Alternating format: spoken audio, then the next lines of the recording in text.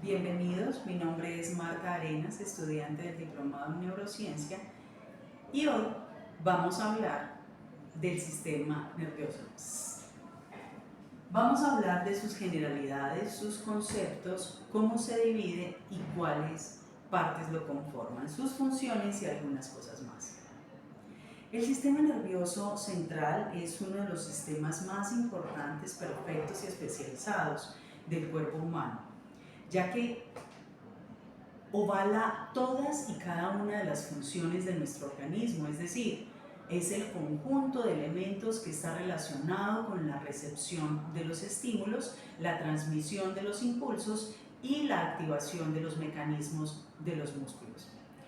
Embriológicamente, este sistema se origina de la capa germinativa más externa, que es el endodermo. En el sistema nervioso vamos a encontrar que este está formado por tejido nervioso, que es el resultante de la unión de millones de neuronas y células gliales. Entonces hablemos un poco de estas células. Las neuronas son las células responsables de las funciones atribuidas al sistema nervioso y hace pensar, razonar, controlar la actividad muscular y sentir, entre otras.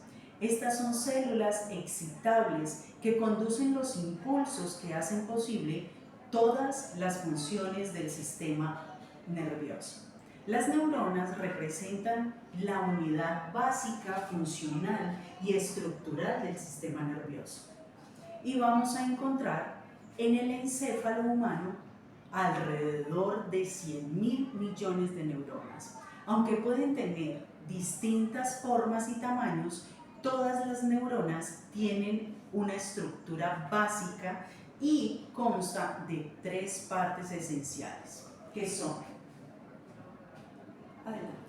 el cuerpo celular, el cuerpo neuronal, las dendritas y el axón.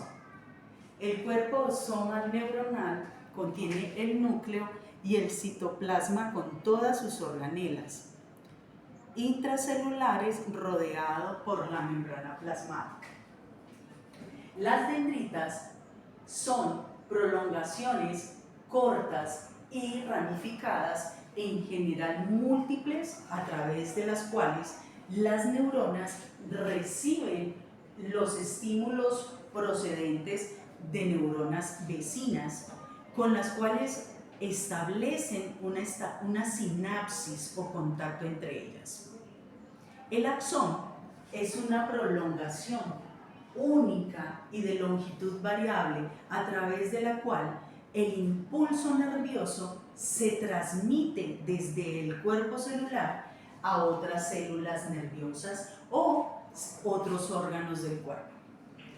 Cerca del final, el axón se divide en terminaciones especializadas que lo que hace es contactar con otras neuronas o órganos efectores. ¿Qué es la sinapsis? Siguiente, es el lugar de contacto entre dos neuronas o entre una neurona y un órgano efector. El axón de las células presinápticas se ensanchan formando lo que son los bulbos terminales o terminal presináptica, los cuales contienen sacos membranosos diminutos llamados vesículas presinápticas que almacenan un neurotransmisor químico. Las células prosinápticas poseen una superficie protectora o término terminal presináptica. Entre las dos terminales existe un espacio que las separa llamado hendidura postsináptica. Las células gliales, siguiente, son la otra mitad del sistema nervioso, encargadas de sostener a las neuronas, no solo desde el punto de vista espacial, sino también metabólico, endocrino e inmunológico. Como podemos ver en esta imagen, aquí tenemos los oligodendrocitos, la microglía, los astrocitos que son tipos de células gliales. El sistema nervioso se divide anatómicamente en dos partes: sistema nervioso central, sistema nervioso periférico. Siguiente. El sistema nervioso central, este se encarga de gobernar las funciones organizadas de nuestro sistema y además recibe e integra los distintos tipos de información sensorial. Está compuesto por el encéfalo y la médula espinal. El encéfalo es la parte del sistema nervioso central sostenida en el cráneo y el cual comprende el cerebro, el cerebelo y el tronco del encéfalo o tronco encefálico. La médula espinal es la parte del sistema central situado en el interior del canal vertebral y se conecta con el encéfalo a través del agujero occipital del cráneo. Ahora, pasemos al cerebro. El cerebro forma la mayor parte del encéfalo y se apoya en el diencéfalo y el tronco encefálico. Este consta de la corteza cerebral, que es la capa superficial, la sustancia gris que vemos aquí, y la sustancia blanca subyacente a la corteza cerebral, y de los núcleos estriados que se encuentran situados a la profundidad de la sustancia blanca. El cerebro es la cuna de la inteligencia que nos permite a los seres humanos leer, escribir, hablar, realizar cálculos, componer música, recordar el pasado, planear el futuro e imaginar lo que no existía. La superficie de la corteza cerebral está llena de pliegues que reciben el nombre de circunvoluciones. Las depresiones más profundas entre esos pliegues se denominan cisuras y las menos profundas, surcos.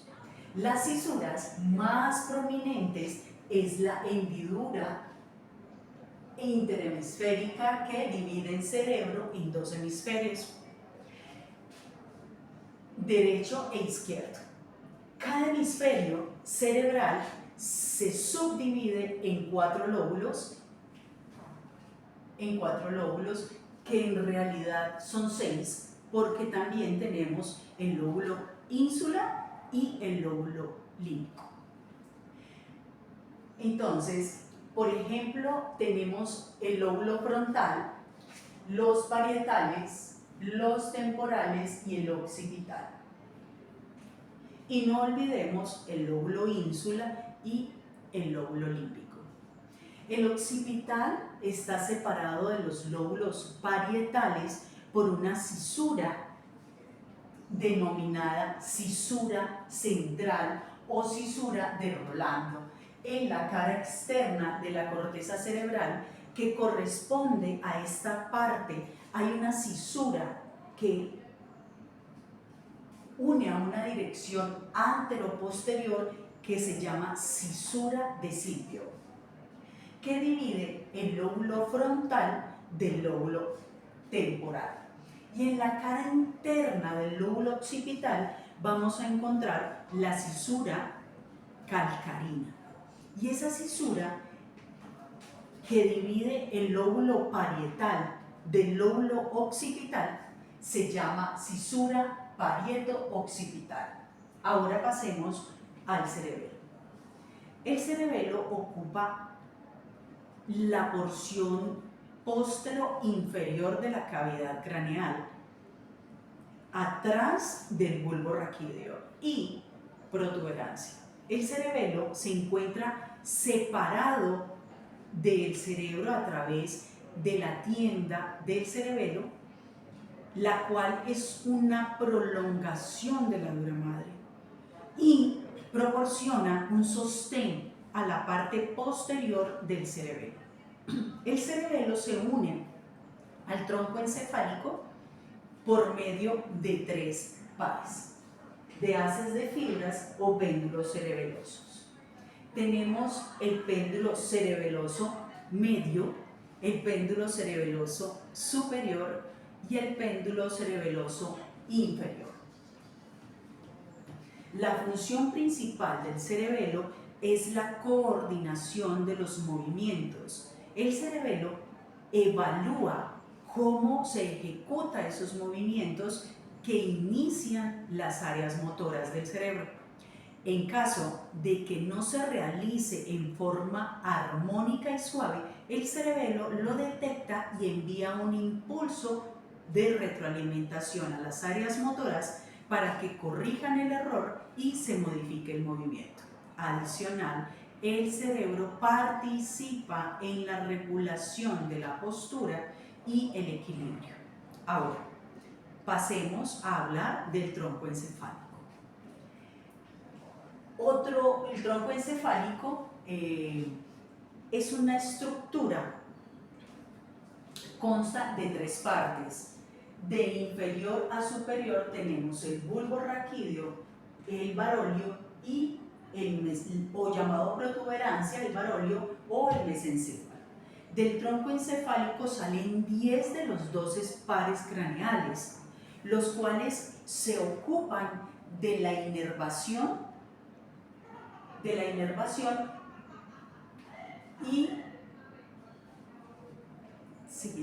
de las estructuras situadas en la cabeza. El bulbo raquídeo es la parte del encéfalo que se une a la médula espinal y constituye la parte inferior del tronco encefálico. En el bulbo raquídeo se localiza fascículos ascendentes, que son los sensoriales, y los descendentes, que son los motores, que comunican la médula espinal con el encéfalo. Además de numerosos núcleos o centros de masas de sustancia gris que regulan diversas funciones vitales, como la función respiratoria, los latidos cardíacos y el control del diámetro vascular. El bulbo también contiene núcleos que reciben información sensorial o generan impulsos motores relacionados con 5 pares craneales, que son nervio vestíbulo-coclear, nervio glosofaringeo, nervio vago, nervio espinal y nervio hipogloso. Ahora pasemos con la protuberancia o puente de Varón.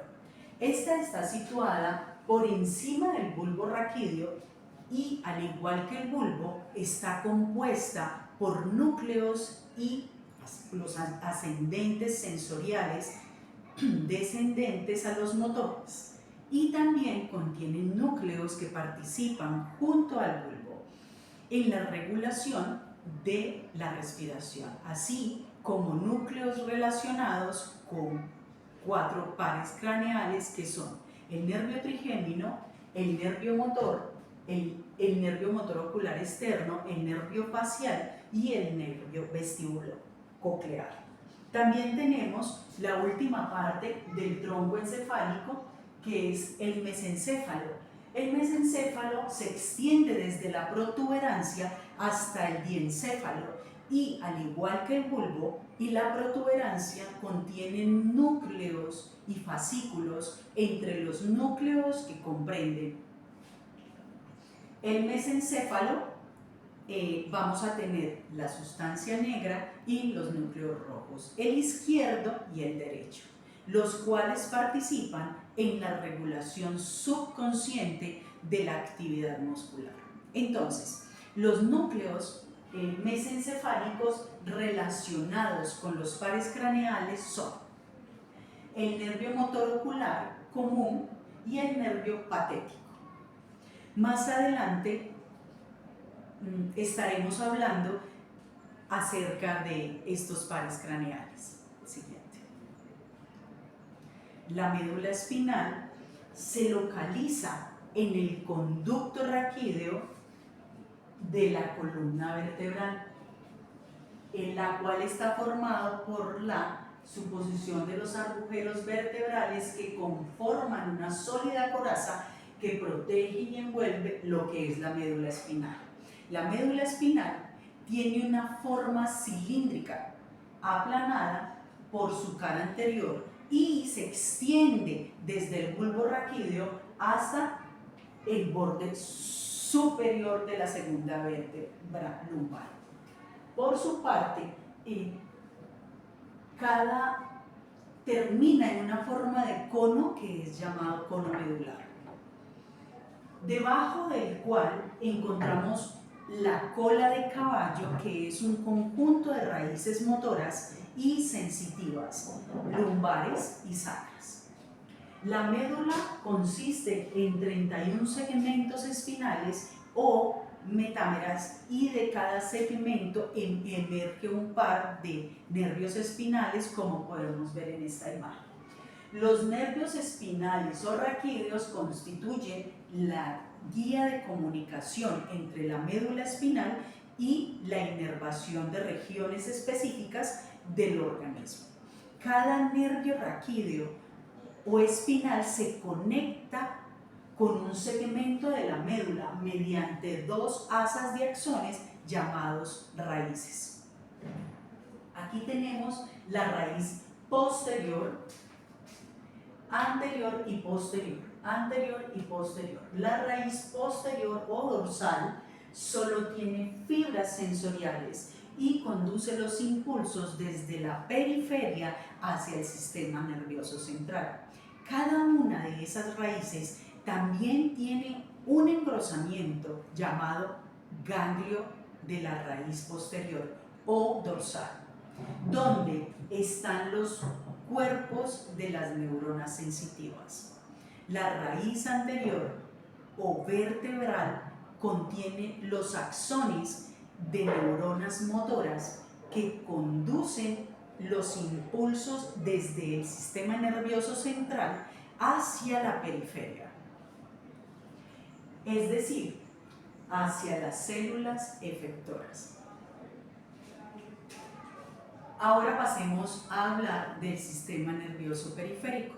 Este sistema está formado por una red de nervios que conectan al encéfalo y la médula espinal con otras partes del cuerpo. Los nervios son asas de fibras nerviosas periféricas o axones que forman vías de formación centrípeta o aferente o ascendente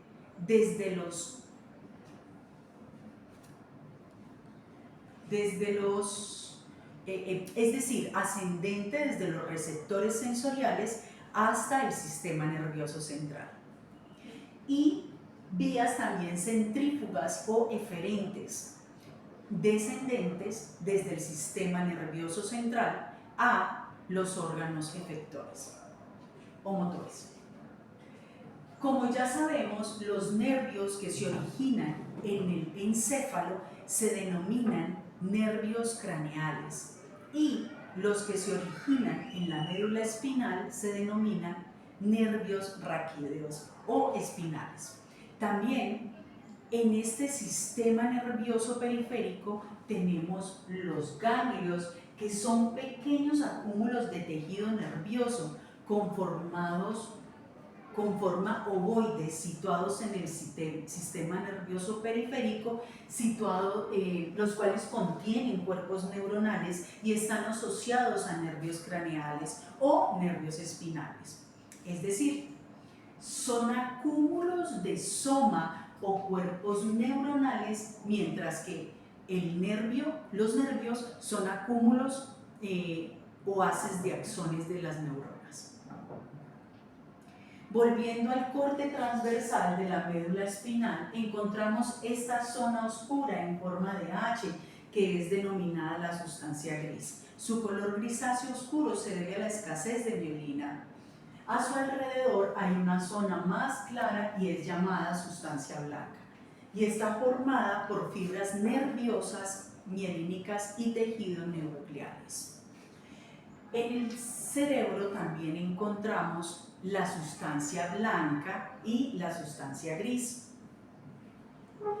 Funcionalmente, el sistema nervioso periférico se divide en sistema nervioso somático, sistema nervioso autónomo, empezando por el sistema nervioso somático. Este sistema nervioso es el responsable de captar la información sensorial de nuestro entorno, utilizando para ello los receptores sensoriales que tenemos repartidos en nuestro cuerpo.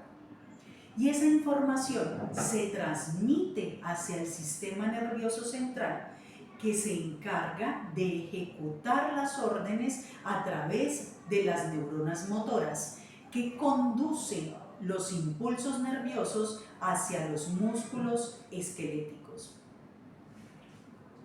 Este sistema está asociado con el control de los movimientos corporales, así como en el procesamiento de la información sensorial que llega desde los sentidos como la vista, el oído, el tacto. El sistema nervioso somático se compone de nervios aferentes, o sea, nervios que ascienden hacia el sistema nervioso central, y de nervios motores o eferentes que descienden. Entonces esos nervios sensoriales son los encargados de transmitir las sensaciones corporales hacia el sistema nervioso central, y los nervios motores son los responsables de enviar las órdenes del sistema nervioso central hacia los órganos del cuerpo, estimulando así la contracción muscular. El sistema nervioso somático está compuesto por 43 pares de nervios, 31 emergen de la médula espinal y 12 emergen del encéfalo. Empezando por los nervios espinales o raquídeos, estos se dividen y nombran acorde a su ubicación con las vértebras. Tenemos 8 pares de nervios pequeños, raquídeos cervicales, que van desde C1 a C8. 12 pares de nervios torácicos o dorsales, que van desde T1 a T12. 5 pares de nervios raquídeos lumbares, que van de L1 a L5. 5 pares de nervios sacros, que van de S1 a S5. Y finalmente, los pares de nervios coxígenos van o son variables y van desde 1 hasta 3. Ahora, con los nervios craneales, al igual que los nervios raquídeos, son parte del sistema nervioso periférico y se designan con números romanos y nombres. Estos números indican el orden en que nacen los nervios del encéfalo, de anterior a posterior, y el nombre quiere decir su distribución o su función. El primer par craneal es el olfatorio y se origina en la mucosa olfatoria. Es un nervio puramente sensorial y, como su nombre lo indica, es el encargado del olfato. El segundo nervio es el óptico y se origina de las fibras que provienen de la retina. Es un nervio sensorial y su función es la visión. El tercer nervio o par craneal, o el motor ocular común, es el motor ocular común y es un nervio mixto, aunque principalmente motor, y su función motora es somática y permite el movimiento del párpado y determinados movimientos del globo ocular. La actividad motora parasimpática condiciona la acomodación del cristalino y la constricción de la pupila o miosis. El cuarto par craneal o nervio patético es un nervio mixto, aunque principalmente motor, cuya función motora permite el movimiento ocular. El quinto par craneal o nervio trigémino es un nervio mixto. La porción sensitiva permite la sensación del tacto, dolor, temperatura y propiocepción de la carne. La función motora inerva los músculos de la masticación. El sexto par craneal o el nervio motor ocular externo es un nervio mixto, aunque principalmente motor, cuya función motora permite los movimientos oculares y igual que el cuarto par craneal, que es el nervio patético. El séptimo par craneal o nervio facial es un nervio mixto. La porción sensitiva transporta la parte gustativa del segundo tercio de la lengua y la porción motora somática inerva la musculatura de la mímica facial. El octavo par craneal o nervio auditivo es un nervio que es mixto, principalmente sensorial, y su función principal es transportar los impulsos sensoriales del equilibrio y la audición. El noveno par craneal o nervio glosofaríngeo, este es un nervio mixto. La porción sensorial transporta la sensibilidad gustativa del primer tercio posterior de la lengua y la porción motora somática inerva la musculatura que permite la elevación de la faringe durante la deglución. Ya terminando, tenemos el décimo par craneal, que es el nervio vago. Es un nervio mixto, su función es sensorial y transporta la sensibilidad de la epiglotis, faringe y así como estímulos que permitan el control de la presión arterial y respiratoria. La función motora somática inerva los músculos de la garganta y el cuello, permitiendo la deglución, tos y fonación. Pasamos al siguiente nervio, que es el espinal, también llamado nervio accesorio. Este nervio es un nervio mixto, donde principalmente es motor, inerva los músculos deglutorios como el músculo trapecio, esternocleidomastoideo. El siguiente nervio es el nervio hipogloso, que se encarga de inervar la musculatura lingual. Ya terminando, vamos a pasar con el sistema nervioso autónomo. El sistema nervioso autónomo vegetativo, inerva los músculos lisos cardíacos y las glándulas, y junto con el sistema endocrino controlan en forma inconsciente la homeostasis del medio interno. Anatómicamente distinguimos una parte central del sistema nervioso autónomo y una parte periférica, la cual se encuentra por fuera de las meninges, y la parte central se encuentra dentro de las meninges. La parte central del sistema nervioso autónomo está compuesta por grupos de neuronas localizadas en la médula espinal.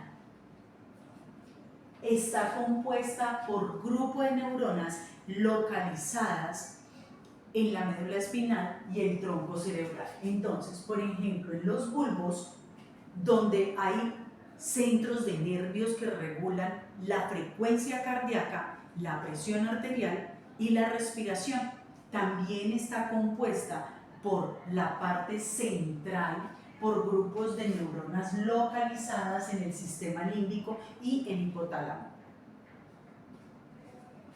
La parte periférica está compuesta por los nervios vegetativos, que son básicamente motores. Las vías motoras autónomas están compuestas por dos motoneuronas en serie. La primera neuromotora o neurona es la preganglionar, y su cuerpo neuronal se encuentra en el encéfalo, en la médula espinal.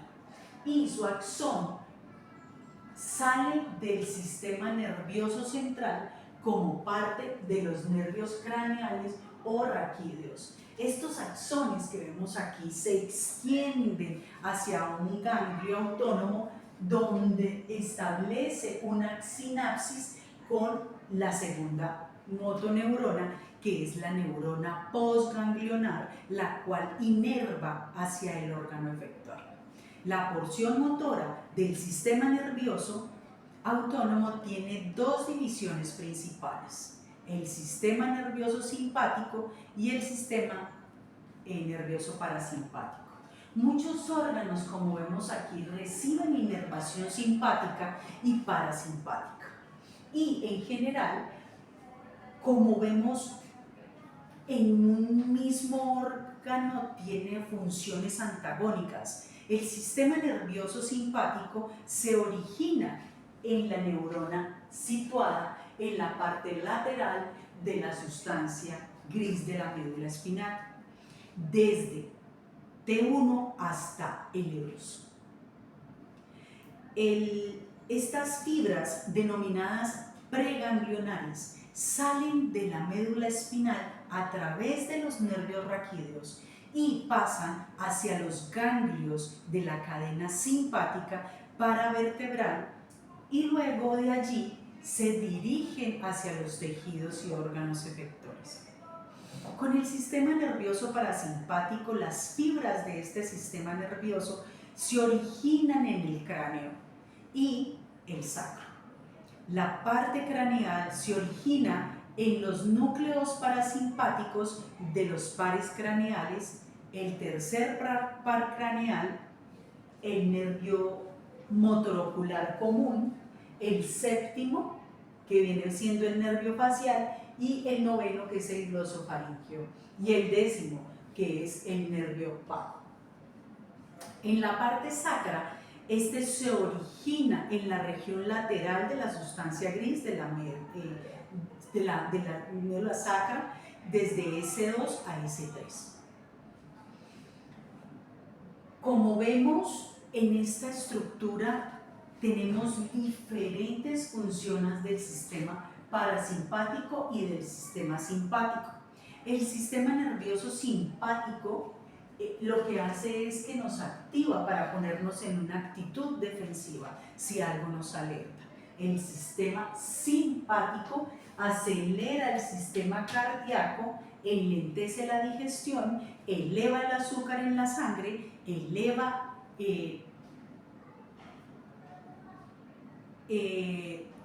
aumenta la sudoración y nos pone en alerta para la actividad. Cuando el estrés pasa, el sistema nervioso parasimpático produce los efectos opuestos, ya que conserva la energía, disminuyendo la frecuencia cardíaca, baja los niveles de azúcar en la sangre y así sucesivamente. En situaciones cotidianas, el sistema nervioso simpático y el parasimpático funcionan juntos para mantenernos en un equilibrio, nuestro estado interno. Bueno, y hasta aquí quiero contarles una de las vivencias que tuve hace poco. Iba con unos amigos a cenar y de un momento a otro empecé a sentir sudoración, empecé a sentir frío, a experimentar sensación de vómito. Y entonces el sistema nervioso autónomo, específicamente el sistema nervioso parasimpático, se activó. Y el vómito, como ustedes saben, es un proceso complejo controlado principalmente por el centro del vómito en el bulbo raquídeo del cerebro. Este centro recibe información de varios lugares en el cuerpo, incluyendo el sistema nervioso autónomo, el sistema gastrointestinal y el cerebro. El sistema nervioso parasimpático es responsable de la respuesta de descanso y digestión del cuerpo, y su activación pues puede causar una serie de respuestas, incluida el vómito. En el caso de una irritación en el estómago o el tracto gastrointestinal, el sistema parasimpático puede iniciar una serie de contracciones musculares coordinadas para forzar el contenido del estómago hacia afuera del cuerpo, lo que resulta en un vómito horrible. Quiero contarles en pocas palabras, ya no tan fisiológico, que ese día vomité hasta el ponqué de la primera comunión.